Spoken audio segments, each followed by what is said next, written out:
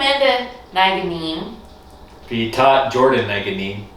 We're back at our Kids Culture Circle. This is a new year. It's February, and we're doing a new season of our Kids Culture Circles. Yeah, it's really good to be back. We took some time off for dealing with the pandemic and taking care of our family, and now we are happy to be back and going to be making these videos again. Mm-hmm. And we've been just keeping up with the changes like I know you all are doing at home.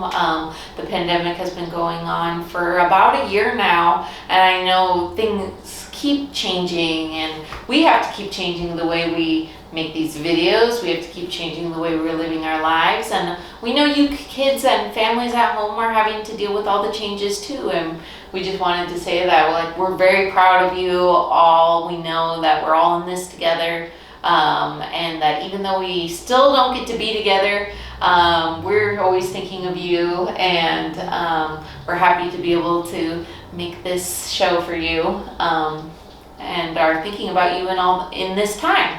Yeah, Dret Sloosh Dum Dum Pusansaiga Chagu Kilapai, and we're really happy to be back here to share some stuff with you guys. Mm-hmm. And with that, Todd Jordan, did you bring your drum today? I did. I brought my drum. Cool. I have my drum bag right here. Well, I brought a basket with a friend inside. A friend you'll know. I keep my drum in my drum bag so that my drum stays nice and warm. I'm excited to see who's in the basket today. Mm-hmm. Let's find out. I'll sing a song called Stonkia. We call it Stonkia, and it's a song that comes from Tot Bobby.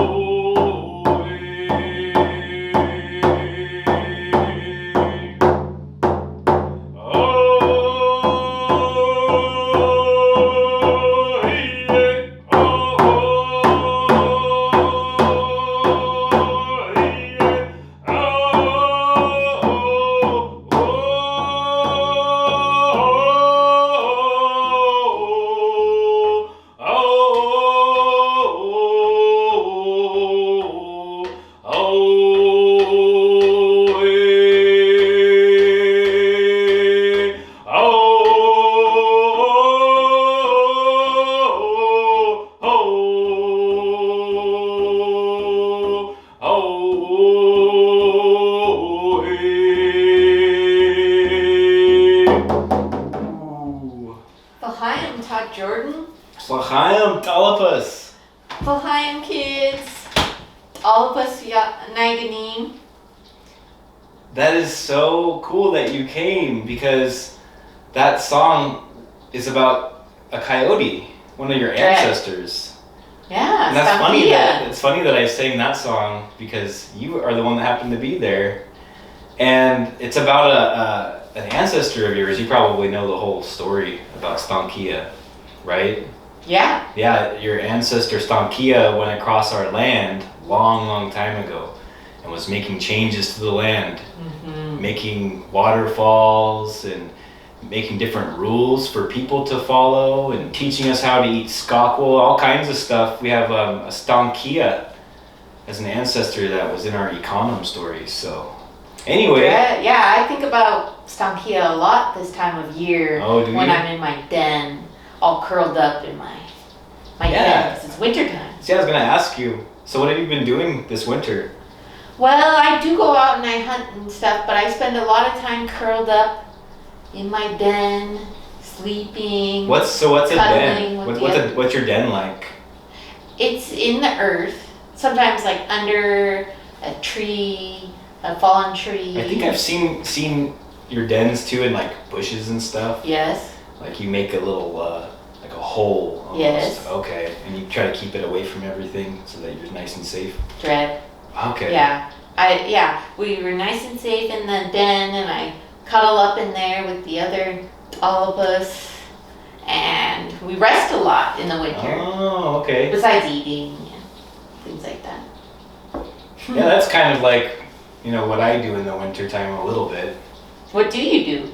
I do all kinds of stuff. I like to weave baskets and draw pictures. Like this?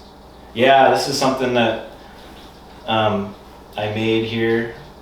Made this hat, and I found this feather actually. Ooh. On the ground outside.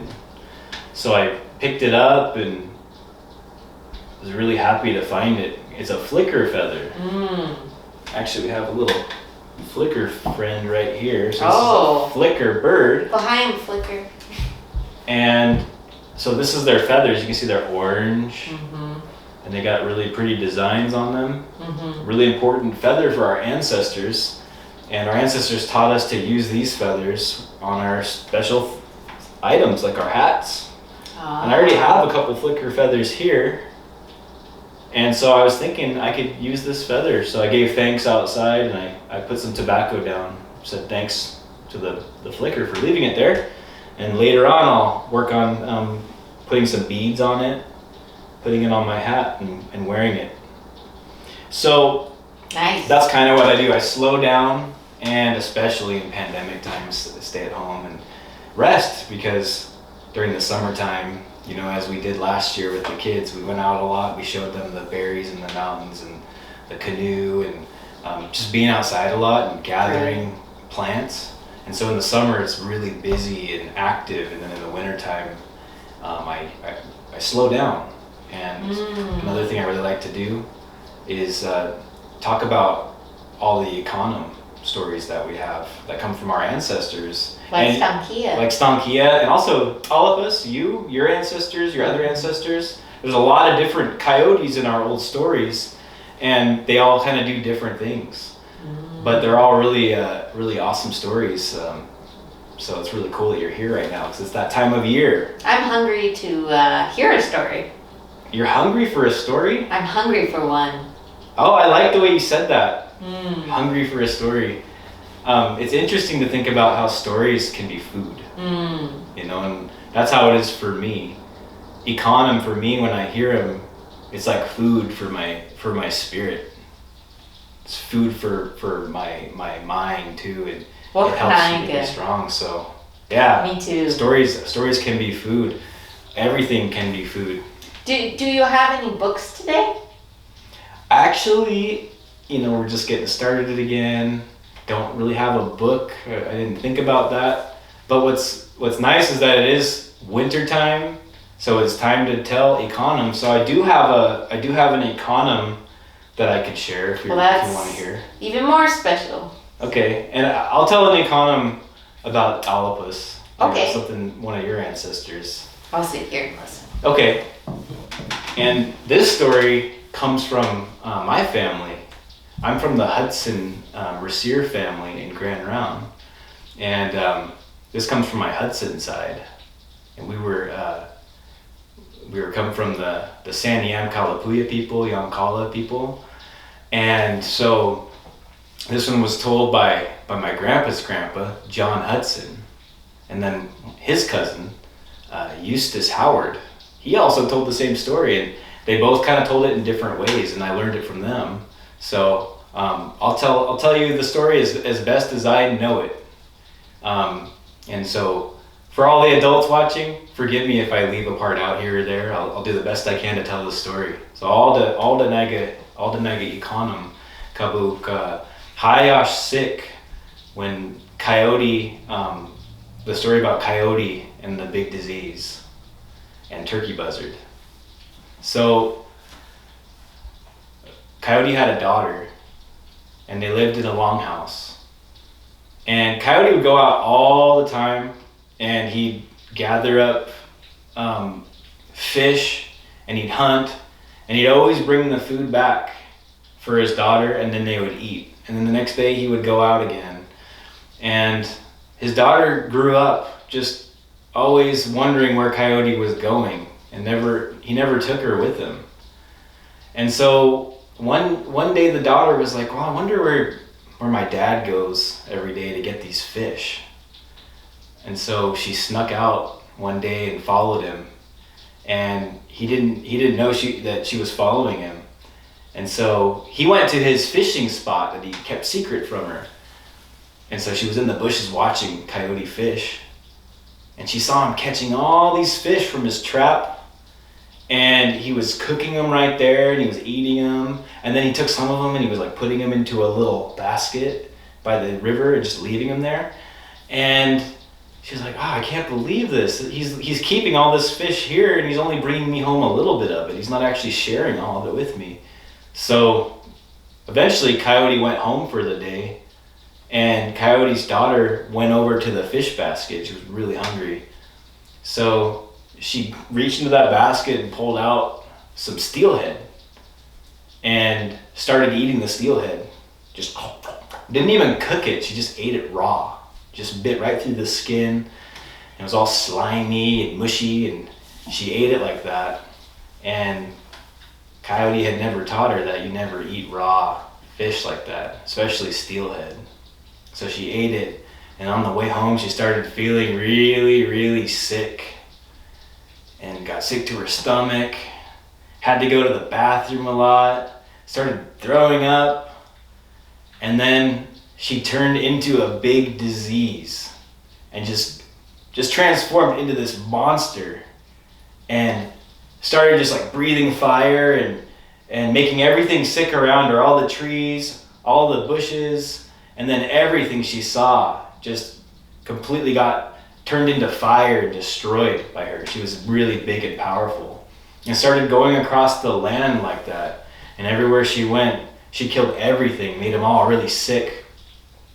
And so then Coyote started noticing people. They were all running. And he's like, what's going on? Where's everyone going? And they all told him that the big disease was coming, that there was a big disease coming through the land, and that they were going to go up into the sky. And so he saw all the people going up to the sky to run away from this big disease. And some people shot arrows into the sky and stuck an arrow there, and then another person would stick another arrow and another arrow, and they'd build ladders like that and climb up the arrow ladder up into the sky. And Coyote was watching him, and no one would help him out. And he's like, how am I going to get up into the sky? What am I going to do? And so he saw his brother, turkey buzzard, Humletet. And so he started asking Humletet, please take me up into the sky, help me escape this disease. And Humletet was like, okay, fine, you can jump on my back and I'll take you up. So then Coyote climbed onto Humletet's back, and they started flying. And they were flying up into the sky. And Coyote's riding, Humletet looking around, they're getting higher and higher up, and he's like, oh, this is great. I'm gonna be safe. But then he started smelling something. It smelled really good to Coyote. And he looks down, and he sees Humletet's neck. and there's all these weird little sores on there, like scabby things. And they smelled really good, so Coyote started licking them. And then he kept licking them and licking them, and pretty soon he started chewing on them, and he started eating them. And Hamletet didn't notice, it was just kept flying, taking him up into the air. And so then a little fly came by. A little blowfly came by. A little black fly started buzzing around, and that fly started telling Hamletet, "Hey, Coyote's eating your neck. He's eating your neck." And Hamletet's like, "What? I can't hear what he's saying. Tolopus, what's he saying?" And Tolopus was like, "Oh, he's saying, no, take really good care of me. Be careful with me." And so then he kept flying, and the fly came by again and was buzzing around saying, "Hey, Hamletet, Coyote's, he's eating your neck." And again, Hamletet didn't hear him. And Hamletet's like, what is he saying? Tolopus is like, "Hey, he's saying, take really good care of me, your brother. I'm your brother, take really good care of me." And so that kept happening like that. And finally the fly said on the 5th time, said, "Hey, Coyote's eating your neck. He's eating your neck. Coyote's eating your neck. He's eating your neck. He's eating your neck." And then finally Hamletet understood what the fly was saying. He's like, "Oh," and he kicked Coyote off. Coyote went falling through the air, falling really fast. And Coyote's wondering to himself, "Oh man, the ground's coming really fast. I'm falling. I wonder what I'm going to do. If I hit the ground, I might die." And so he said, "Oh, I know. I'll turn into a feather." And so he said it 5 times. "I'll turn into a feather. Turn into a feather. Turn into a feather. Turn into a feather. And turn into a feather." Boom! And he turned into a feather. And he fell nice and lightly to the ground. And he landed softly. And then he got up, turned back into Coyote. And so then Coyote was standing there wondering what he's going to do. The disease is still coming, and now he's back down on the ground. So he made a decision that he would try to do something about it. And so he decided that he was going to turn himself into a disease, and that he was going to go talk to the big disease. So he grabbed some cedar bark, he chewed it up and made it into a ball and put it on his feet and lit it on fire. He grabbed a big elderberry cane and a big cloak of ferns and grasses and dirt. And he took a big handful of grasshoppers, put them in his mouth, started chewing them up. And then he went off to find this big disease that was coming. And so he went walking off, and then pretty soon he found where the big disease was. Everything was burning and everybody was sick. It was really bad. And the disease came up to him and was like, "Hey, you're a disease too. Where'd you come from?" Coyote explained. "Oh, I just came from that way." And the disease asked him, "So did you make everyone sick where you came from?" He's like, "Yeah, everyone's completely sick. I ate them all up. There's no one that way. Don't go that way. There's nothing left there." And he showed him, he opened his mouth and showed the big disease what was in his mouth. And he showed him all those grasshoppers. He said, "See, I ate all the people up. They're in my mouth." And he showed him, and the big disease was like, "Ah, okay, awesome. This is good. So I don't have to go that way. That way's all taken care of. I'll go this way." And Coyote said, "Yeah, let's go together. And we should probably take a rest. You've been out making everybody sick, and you must be pretty tired." And the disease is like, "Well, okay, I could take a rest." So Coyote convinced the big disease to make a camp, and to have a camp out and rest and just sort of lay down and sleep for the night. So while the big disease was sleeping, Coyote found 5 mice. 5 little mice. And he told them all, "I want you to go into the big disease's lodge there, and I want you to each take a piece of them." And so they did. The little mice listened to Coyote, and they went into the lodge where the big disease was sleeping, and they each ate a part of him. And after they were done, they had pretty much eaten most of them. And so they all came out, and they all were full of this disease. And Coyote said, I want you to all run in different directions and then never come back. And so that's what they did. They ran off in every direction. And then that disease woke up and wasn't powerful anymore. Wasn't a big disease anymore. Those mice had each taken a little bit of its power. And so it wasn't able to make people sick anymore. It wasn't able to like breathe fire and just like destroy everything around it. It was just a regular old sickness. And Coyote said, all right, well, it's time to go. And then they left. And that's how Coyote was able to trick that big disease into sleeping for the night and able to take its power away with those mice. And those mice all left and scattered that disease across the land. And so that's why today, the diseases aren't like that anymore. They're not big like that. They don't destroy everything. And I thought, I'll just say kabit kagwa alda. Kabit kagwa alda. Naga kabit uki Ikanum. I'm stopping the story right there.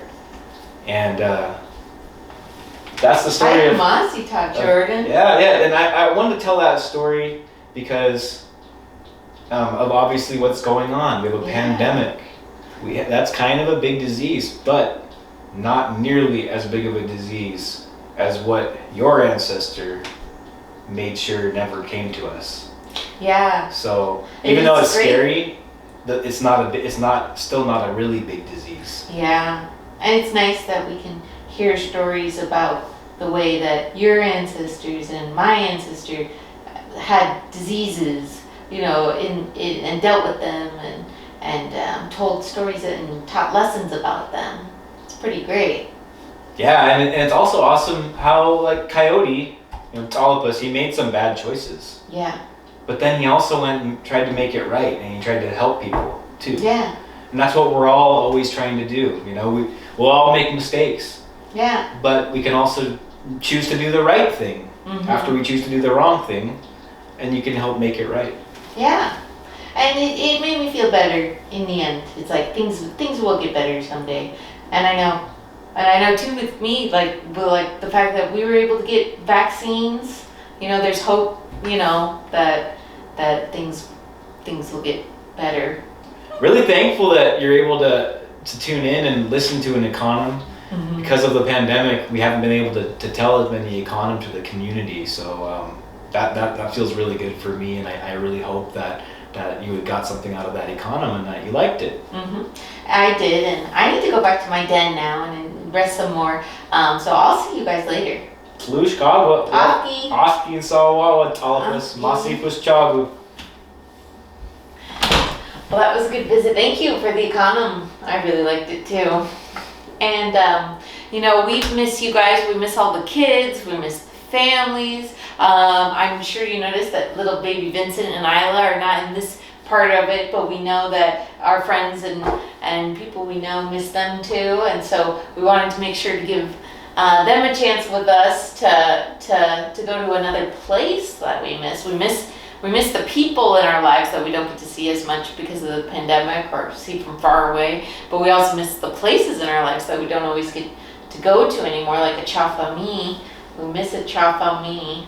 So we thought we would take the kids on behalf of all of you guys and go through the Plankhouse so that we can remember this special place that we like to be at in the wintertime in Grand Ronde. Yeah, so let's go watch this footage of us up at the Plankhouse. We hope you enjoy it.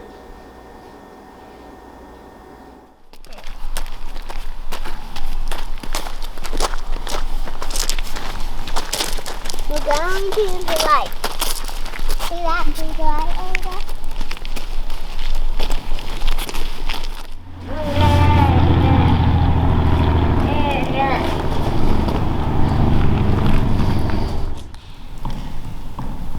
Saiga Chagu Kabuguk. Yusket House Uksan. Lili Wikin Saiga Chagu Yakwa. Lili Wikin Saiga Chagu. Alda in Saiga Chagu Pas Wawas Lachayam Kabuguk House. Pas Lulu Vincent Pi Isla Yakwa. Pas Sluska Mithlite Yakwa. Pi Gedret slush dum dum mitsige alda. So we came to the house today at achaf-hammi, and we're just here to see the house and visit and say hello to the house, and to bring Vincent and Isla here. Because of the pandemic, we haven't been able to visit the Plankhouse as often. So we're here today, and it feels really, really good. And we're by the fire. You can hear it crackling. And we're warming up. And we just want to share some of our good feelings with achaf-hammi, to come and warm up the house a little bit. My name's Isla, and I haven't been here since almost about a year now, and I used to dance, sing, and eat, but without it, it just feels good to be here again. We're here today to say hi to the Plankhouse